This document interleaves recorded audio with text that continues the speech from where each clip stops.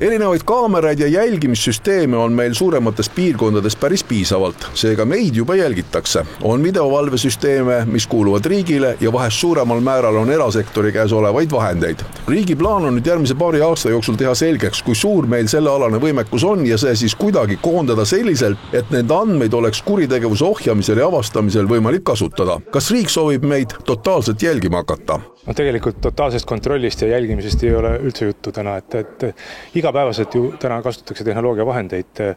Seda kasutab nii erasektor kui avalik sektor. Täna on küsimus, et kuidas me seda informatsiooni, mida nende erinevate seadmetega korjatakse ja töötleme. Andmete kogumise koordineerimine peaks saama tulevikus vormiks, mis suurendab meie turvalisust. Selleks aga me peame teadma, kus andmeid saab ja milliseid. Ma toon näite, et kui me täna pannakse toime raske kuritegu, siis inimesed, kes seda menetlevad, kulutavad sadu tunde, et läbi töötada erinevat videomaterjali, et leida sealt üles see osa, mis on oluline.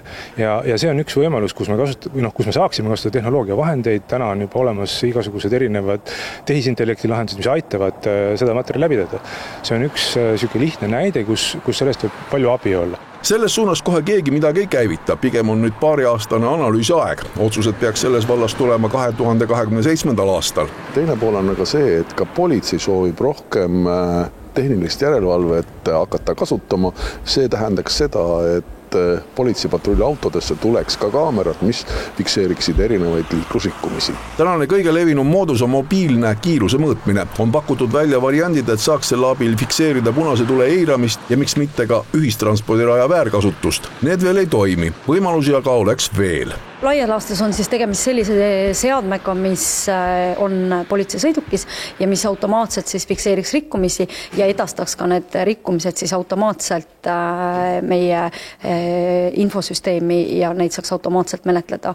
Et patrullauto saaks teha ja patrullpolitseinikud saaksid teha muud tööd samal ajal, kui see sõidukis olev seade siis tegeleb liiklusjärelevalvega. Tehniline valmisolek meil selleks on olemas ja teatud testidki juba tehtud. Isegi seadusandlik pool oleks valmis. Pigem on tegemist rikkumiste menetlemisega.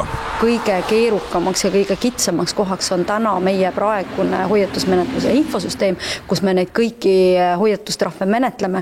See infosüsteem on tänaseks aegunud. Ta on selline poolautomaatne, seal on ikkagi väga palju käsitööd ja täna politsei koos Siseministeeriumi infotehnoloogia osakonnaga proovib siis arendada välja uut seda infosüsteemi. Üsna loomulikult tuleb kõik need tegevused veel kinnitada ja üle vaadata andmekaitseseadusest lähtuvalt.